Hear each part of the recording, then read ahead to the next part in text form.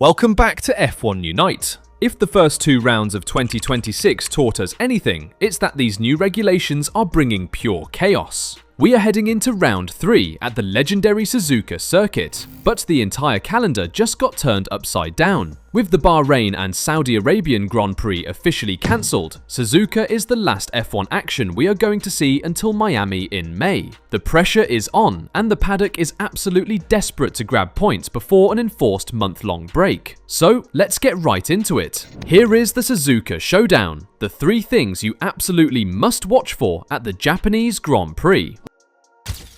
Number 1. The brewing Mercedes Civil War. Let's be real, Mercedes has absolutely nailed the 2026 regulations. George Russell stamped his authority with a clinical win in Australia, but the rookie, Andrea Kimi Antonelli, just struck back with a massive, aggressive victory in China. The question is, who takes the championship lead here? But let's go a level deeper. Suzuka is an unforgiving, old-school track that violently punishes inexperience. We are going to see a brutal psychological battle played out through driving styles. Watch Sector 1 closely. Russell has a very smooth, precise input style that thrives in the flowing S-curves, carrying momentum without upsetting the car. Antonelli, on the other hand, still has that hyper-aggressive point-and-shoot rotation. That works great on modern street circuits, but if you overdrive the entry into the Degners at Suzuka, the gravel trap is waiting. Will the rookie's lightning pace survive the ultimate driver's track, or will Russell's veteran composure force a massive mistake? Moving on to thing number 2.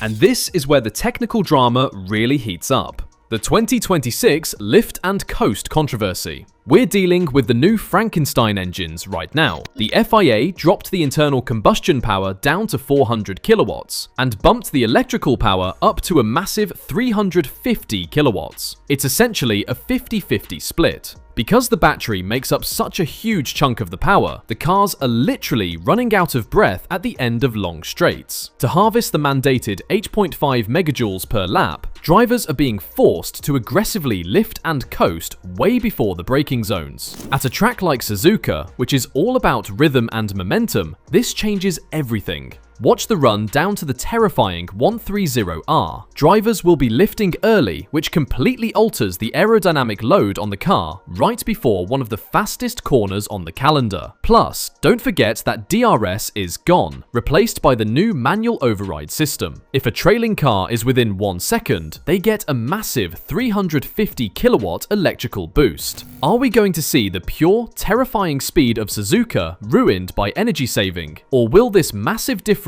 in battery deployment create crazy, unpredictable overtaking zones into the Casio triangle? And finally, number 3.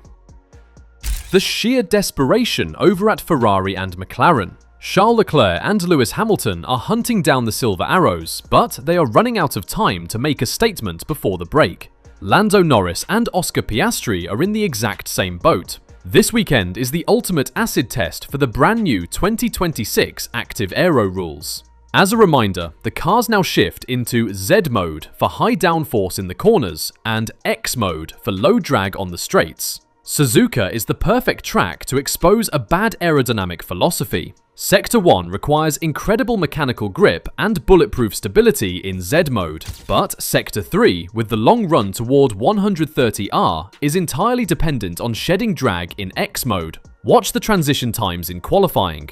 If the Ferrari SF26 or the McLaren MCL40 cannot seamlessly switch aerodynamic states without upsetting the balance of the car, the championship might already be slipping out of their grasp before we even get to Miami. It's a true Darwinian reset right now. Adapt or get left behind.